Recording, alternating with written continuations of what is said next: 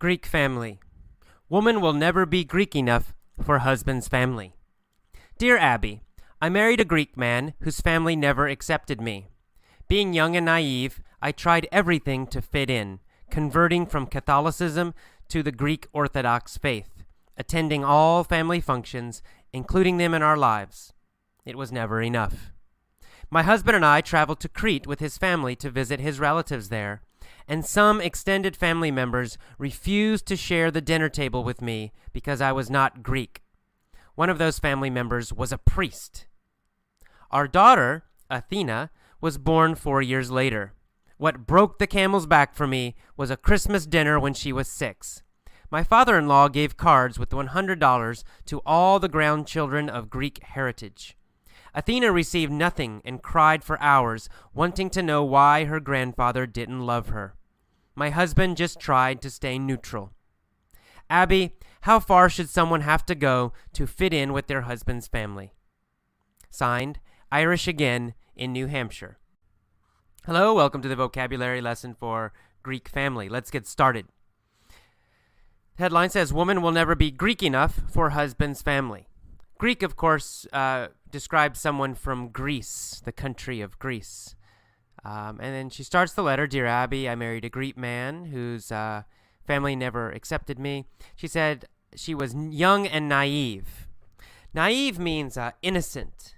It means, but not like guilty and innocent. It means you don't have much experience in the world. You don't know much about the world. And it also has the idea that you trust people too much, right? You're maybe too friendly, too open, too much trust. You're not careful enough with people. That's naive.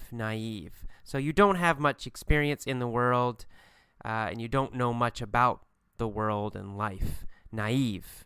So she said she was naive when she got married. And she said she tried to fit in with her husband's family, and she converted from Catholicism to the Greek Orthodox faith. To convert means to change, and it can have a religious meaning. In this case, of course, it does have a religious meaning. To convert, in this case, means to change religions. And we usually say convert to a new religion. So if you convert to Christianity, it means you used to be another religion, now you're a Christian. If you convert to Buddhism, you used to be something else, now you are a Buddhist. So that's to convert, to change from one religion to another. All right, and she uses the word faith here. She converted to the Greek Orthodox faith. Greek Orthodox is a kind of Christianity, but different than the Catholic Church. And in this case, faith means religion. Now, faith can mean like belief. It can mean belief in something. You have a deep belief, even though you're not sure. But this case, faith means religion, a religion. We sometimes use you have to use it with the name of the religion. So we might say the Hindu faith, the Christian faith, the Muslim faith. So that just means the Muslim religion, the Christian religion, the Buddhist religion, the Hindu religion, faith. It's a little bit different meaning for faith than how we normally use it. In the second paragraph, we see the word relative. She said, my husband and I traveled to Crete, that's an island in Greece, with his family to visit his relatives there. Relatives means family members, but it usually means more distant family members. So your husband, your wife, your children, they are not relatives. We don't use the word relatives to describe your close family, like your husband or your children. Relatives usually means grandparents, cousins, uncles, aunts, nieces, nephews. All of those people we describe as relatives. So they're in your family, but they're not living in your house. Well, they might be living in your house. Your grandmother could live in your house, but they're not so close, and it's not your immediate family. Relatives are a little farther away, like grandparents, cousins, etc. All right. And she said some extended family members refused to share the dinner table with her. Extended family has the same idea as relatives. Extended family means grandparents, uncles, aunts, and cousins. We usually say immediate family or nuclear family. That's your husband or wife and your children. Or if you're young, it means your father and your mother and your brothers and sisters. That's your immediate family. But then we have the extended family, and those are the relatives. Those are the people like who are a little farther, like grandparents, cousins, etc. So extended family. And these family members refuse to share the dinner table with her. To refuse means to say no. Means you say you will not do something. And refuse normally goes with an action, right? Somebody wants you to do something and you refuse. So refuse. You refuse to do something. You refuse to do an action, usually. So in this case, they refuse to share the dinner table. It means they refuse to eat with her. So you refuse an action. You say no to an action. All right, and then we go down to the next paragraph. And she says, our daughter Athena was born 4 years later. And she said, what broke the camel's back for me? To break the camel's back, this is a common phrase in English. It has a short version and a long version. This is the short version. If you say, what broke the camel's back? But we also sometimes say, the straw that broke the camel's back. The straw that broke the camel's back, or just broke the camel's back. Either one, it means it's the last thing. It's the action or the situation that finally makes you do something, that finally changes your mind. So you have to imagine that you have a camel, right? It's an animal, and you're putting stuff on top of the camel.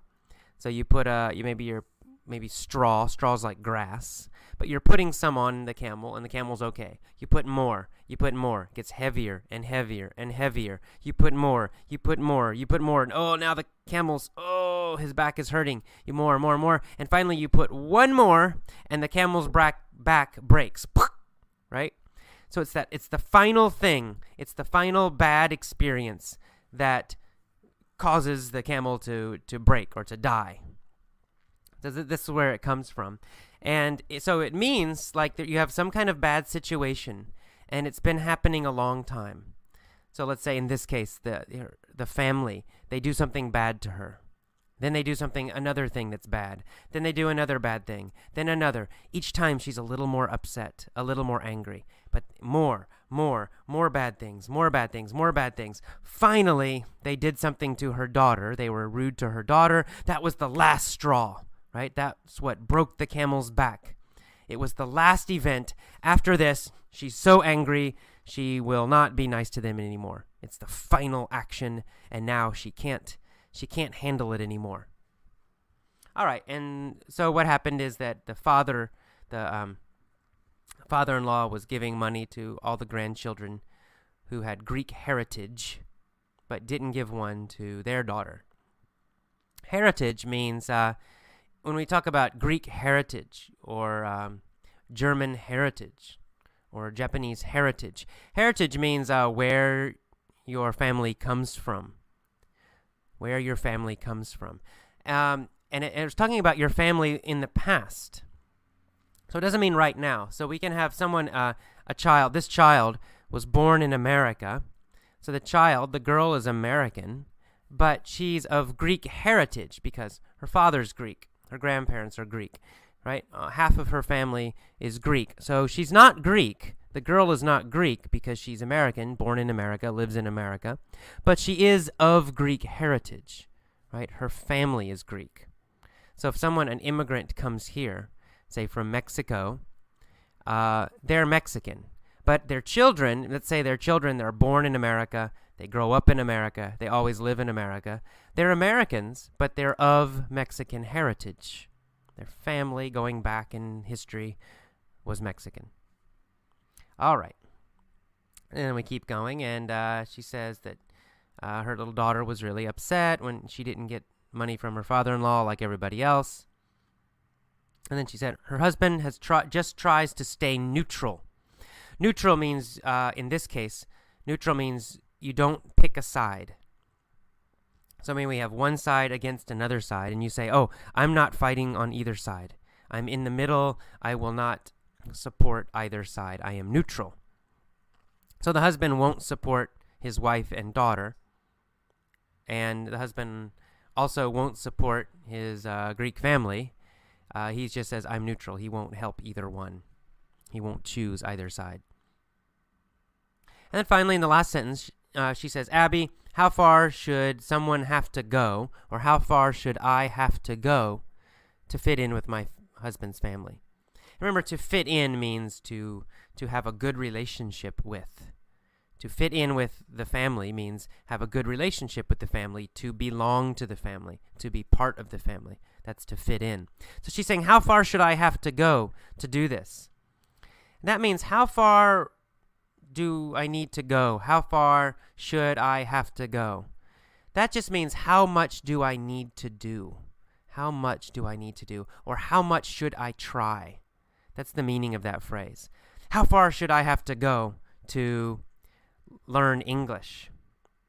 It means, what must I do? How much do I need to do to learn English? Or how much do I need to try to learn English? How far do I need to go?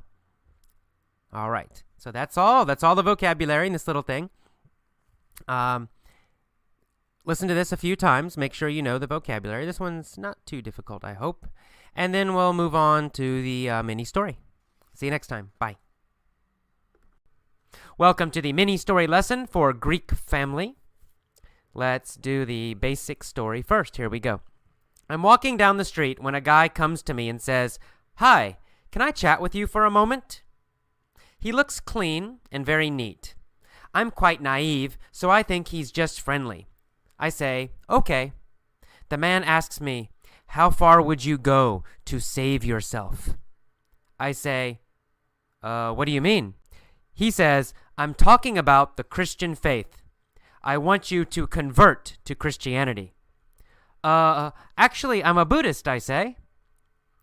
What about your relatives? Are they Buddhist too? He asks. I tell him no, just me. He then tells me that I will go to hell if I don't convert. He says I am a bad person. He tells me all Buddhists will go to hell. Finally, he says that the Buddha and all Buddhists serve the devil.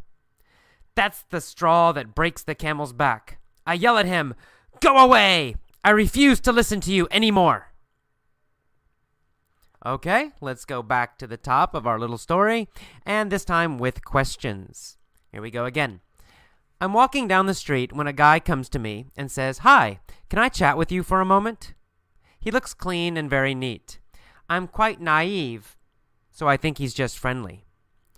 Do I have a lot of life experience? Do I know about life on the street? No, I don't. I'm very naive, right? Kind of like a child. I don't really know that people might try to sell something to me or get something from me on the street. I think everybody's just very nice and friendly. I'm very naive. Are children usually naive? Well, yes, that's right. Small children usually are naive, right? They're innocent. They don't know there are many bad people in the world or many people will lie. They're kind of naive. So I'm quite naive. This man says, Can I chat with you for a moment? I don't know him. He's a stranger. I'm walking on the street. So this is naive. Is the other man naive? No, the other man's not naive, right? He knows he has something. He wants to tell me about his religion. He has a plan. He has life experience, right? He's not naive. But I'm kind of naive. I'm very innocent. I don't think he's trying to sell me something. I just think, oh, he's a friendly guy. I'm quite naive, very naive, like a child. So I think he's just friendly. I say, okay. The man then asks me, how far would you go to save yourself? Does he want to know how much I would do or how hard I would try to save myself, like save my soul, right? Yeah, that's exactly what he's asking. He wants to know, how much would I do? Would I try very hard? Would I do something that's very difficult? Would I change my life? to save myself? He wants to know, how far would I go to save myself? Does he want to know how far I would go to save money?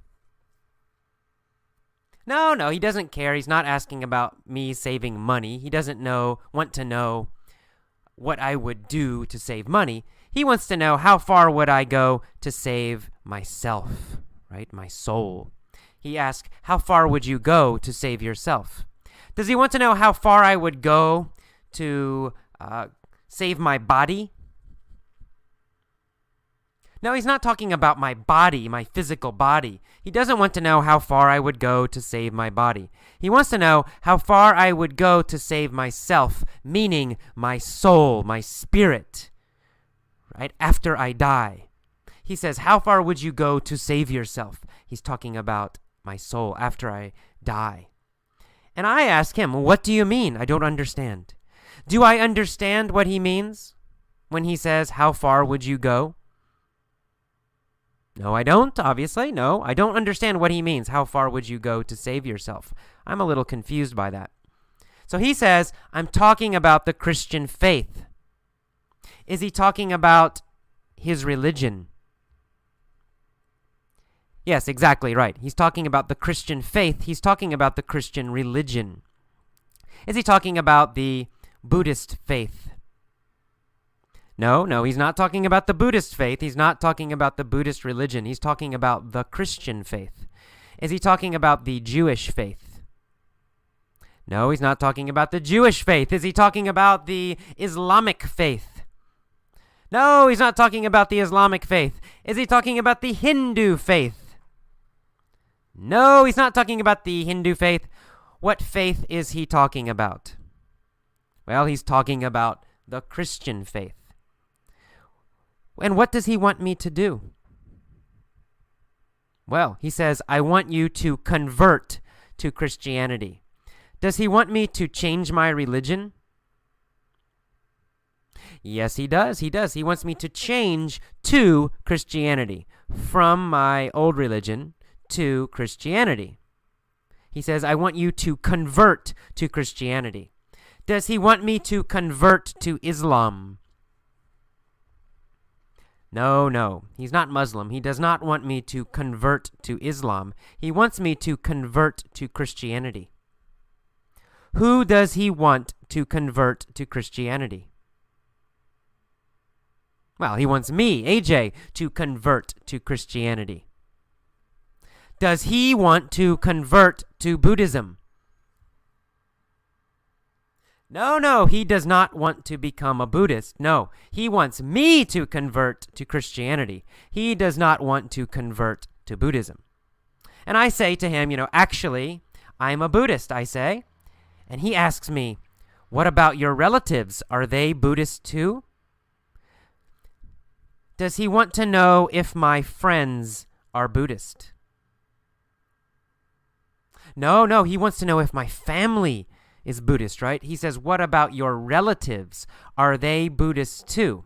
Is he asking about my family's religion? Yes, exactly right. He's asking about my family's religion. He says, what about your relatives? Are they also Buddhist? So he wants to know about my mom and my dad, but especially he wants to know about all of my family. So relatives usually means all the family, grandparents, uncles, aunts, cousins. He wants to know if my relatives are also Buddhists. Are my relatives Buddhist?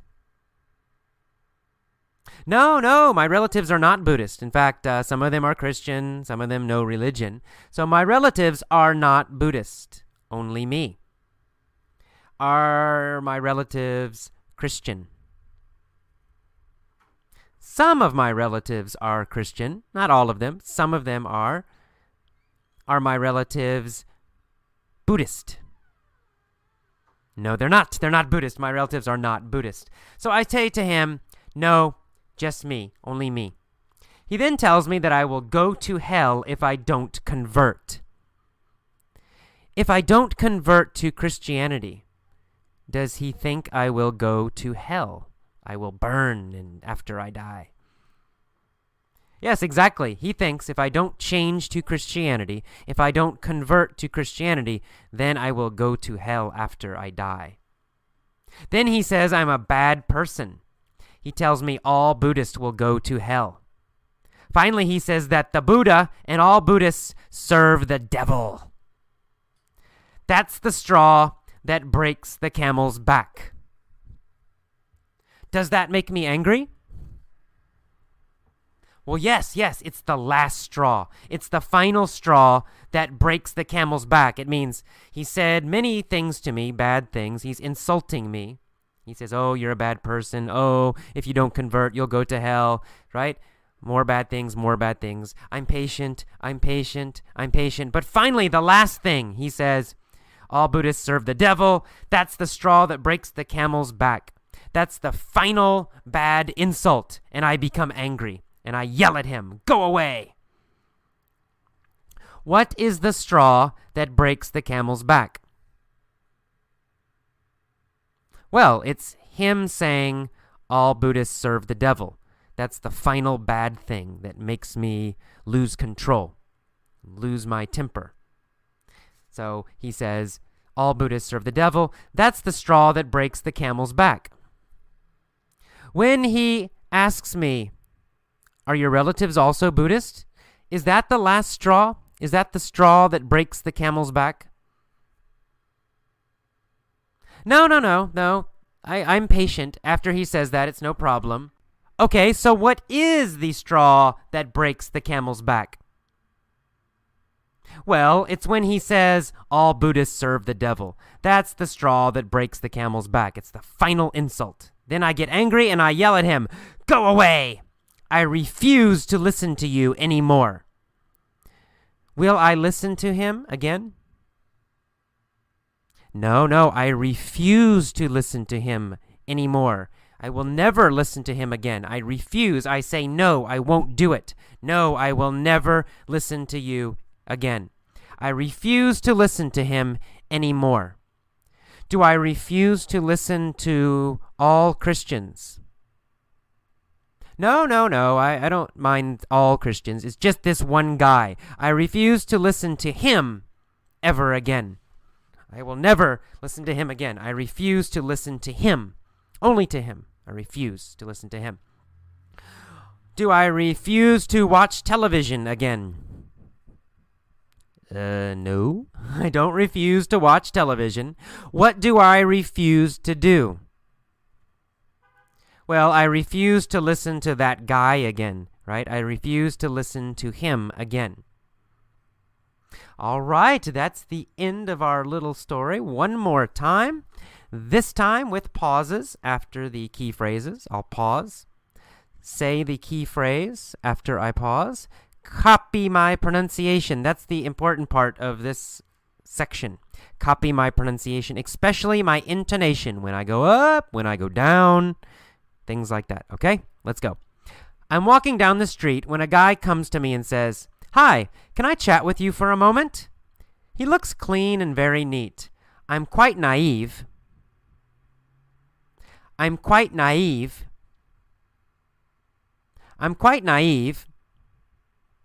So I think he's just friendly. I say, okay. The man asks me, how far would you go to save yourself?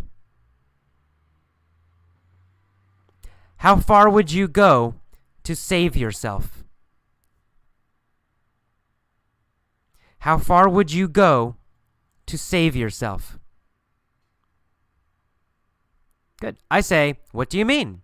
He says, I'm talking about the Christian faith. I'm talking about the Christian faith. I want you to convert to Christianity. I want you to convert to Christianity. Good. I say, actually, I'm a Buddhist. And he asks, what about your relatives? Are they Buddhists too? What about your relatives? Are they Buddhists too? What about your relatives? Are they Buddhists too? I tell him no, just me. He then tells me that I will go to hell if I don't convert. He then tells me that I will go to hell if I don't convert. He says I'm a bad person. He tells me all Buddhists will go to hell. Finally, he says that the Buddha and all Buddhists serve the devil. That's the straw that breaks the camel's back. That's the straw that breaks the camel's back.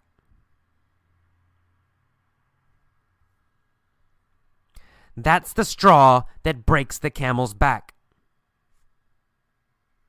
I yell at him, "Go away! I refuse to listen to you anymore. I refuse to listen to you anymore. I refuse to listen to you anymore." Okay, great job. Now the final part of the mini story lesson. Pause your iPod, pause your computer, and try to tell all of the story yourself. Tell all of it out loud so you can hear it. Tell all of the story.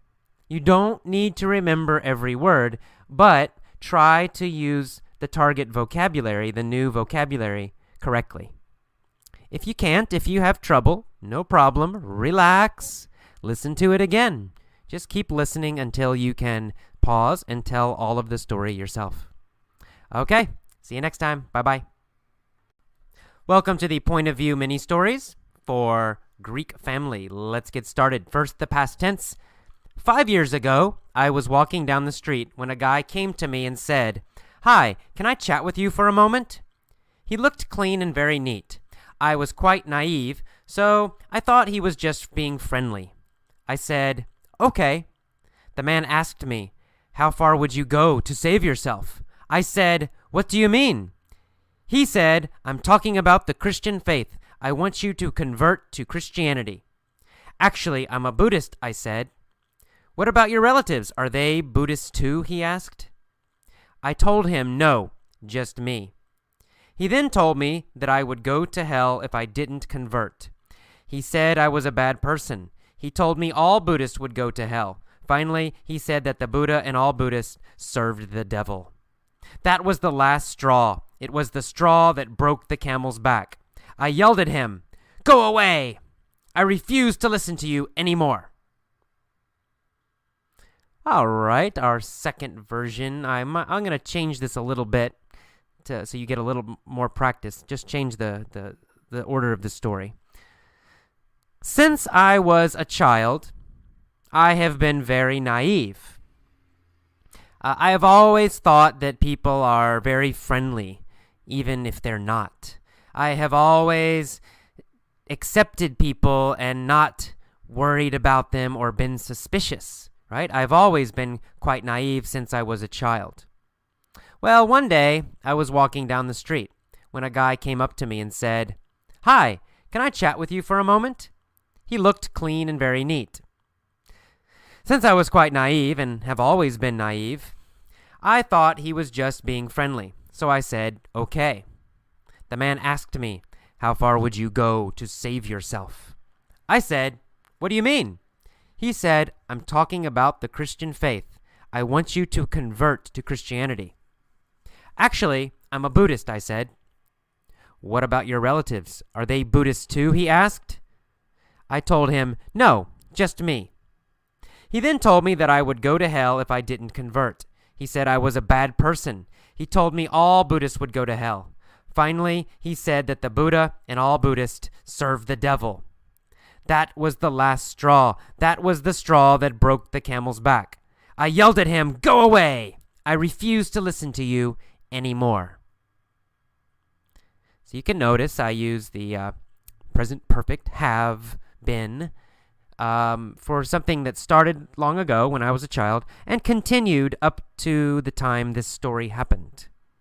Then I changed to the simple past because we're talking about one specific event and that it's already happened, it's done. Okay, let's go to the future. Back to the future. Here we go. in 10 years, 10 years from now. I'm imagining this. Maybe I dream this, okay? This is a dream. I have a dream. In 10 years, I will be walking down the street when a guy will come up to me and he'll say, "Hi, can I chat with you for a moment?" He'll look clean and very neat. I'll be quite naive, so I'll think he's just being friendly. I'll say, "Okay." The man's going to ask me, "How far would you go to save yourself?" And I'll say, "What do you mean?" He'll say, "I'm talking about the Christian faith. I want you to convert to Christianity." "Actually, I'm a Buddhist," I'll say. "What about your relatives? Are they Buddhist too?" he'll ask. I'm going to tell him, "No, just me." He'll then tell me that I will go to hell if I don't convert. He'll say I'm a bad person. He'll tell me all Buddhists will go to hell. Finally, he'll say that the Buddha and all Buddhists serve the devil. That's going to be the straw that breaks the camel's back. I'll yell at him, "Go away! I refuse to listen to you anymore." All right, go back. Listen to each version. After each version, pause and try to tell that version yourself out loud so you can hear it. So listen to the first version, the past, pause, and tell the whole story again using the past, 10 years ago. Second time, start the story with, since I was a child, and tell the story yourself out loud. And then, again, listen to the future version and pause and tell the future version yourself. If it's difficult, if you can't do it, no problem. Just relax. Go back. Listen very carefully again and again and again. And then try again. All right. I'll see you next time. Bye-bye. Okay. Welcome to the commentary for Greek family. So this is another one of those interesting Dear Abby letters. Again, quite short, but it has some good little phrases and words like naive, broke the camel's back, or the straw that broke the camel's back. But the basic topic is really intercultural dating or marriage or relationships, right? Having a relationship with somebody from another culture. Maybe you guys have seen the movie My Big Fat Greek Wedding. In fact, it's a good movie. It's funny, and it's about this topic. This man dates a woman who has a Greek family, and the Greek family doesn't like him because he's not Greek, right? They have a very strong idea that she should only date other Greek people. So there's a big problem with her family. It's a comedy, so it's not too serious, but it's the same basic idea. So, maybe some of you, I don't know, what do you think about this idea of, dating people or having relationships with people from other cultures? Now, certainly, Tomoe and I have this issue. She's sitting right here on the bed right now. And we sometimes have difficulties because of our different cultures and languages. We have a language barrier. We communicate with each other in English because I know very, very, very little Japanese, and her English is good. So that's how we communicate. But it's not her native language. So sometimes she says something and she means something, and I hear something else, and something she doesn't mean, and we have a miscommunication, and that can cause problems sometimes. Sometimes we have big arguments, but really it's just a misunderstanding, a language misunderstanding. Sometimes it might be a culture misunderstanding. Of course, Japanese culture and American culture are different. We all know, some of the stereotypes, but there are little things and sometimes big things that are different, and it can be hard for us to understand each other about those points. So it's a little bit of extra difficulty when you date someone from another culture, and especially if different languages are involved. Now, on the other hand, it's also an opportunity to learn and grow, right? You learn about a lot of new things. The other person has different ideas, different views, a different point of view on life from your own and from your own culture, and that can help you grow and learn more about the world and hopefully be more open and flexible. And that's great. In fact, that's one of the benefits also of just traveling in general or learning another language. You go beyond your own little small country. And most of us, we grow up and we're told that our country's the best, right? And we know this is true when we're young. All Americans know that America is number one. America's the best country in the world. In fact, a lot of Americans believe that, even adults. I'd say probably most Americans believe that. They think everything in America is the best, and other countries are not as good at anything. We're the best at everything, and everything we do is good and correct. And, this is not, people get mad at the United States because of this, mainly because the United States has a lot of power right now, and we don't use that power very well. However, I've traveled to many countries, and I can tell you that most Japanese people think Japan is number one and it's the best culture and country in the world. And most Thai people think that Thailand is the best country in the world. And now they know it's not the richest, but they still think, well, our culture, it's still the best.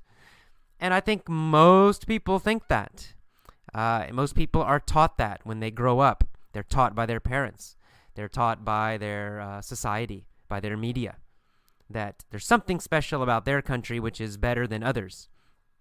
And, well, it's nice to like your country. It's a dangerous idea. Travel can help to get rid of that illusion. And an illusion is something that's not true, but you believe it is true. So when of course, I never really thought America was always number one, but, I didn't understand the rest of the world. When I traveled to India, the first time I left America, I saw, wow, there are other ways of living. There are other ways of doing things. And some of them are better than America. Some of them I liked better. There were many parts of Indian culture and parts of the country in general that I thought were better than the United States. And, there were other parts that I thought America was quite good. And then later I traveled to Japan and lived there, and Korea and lived there, and Thailand and lived there. And I traveled in Italy a little bit, and in England a little bit. And I started to realize, wow, there are many, many ways of living, many ways to do things, many different religions, many things to believe. And, there is no best country. Certainly America's not the best, but, none of these countries were the best. They all had great things. They all had very nice things about them that were different and unique and special. And so that's a great thing about travel, and a great thing about learning a language, and a great thing about connecting with people from other countries.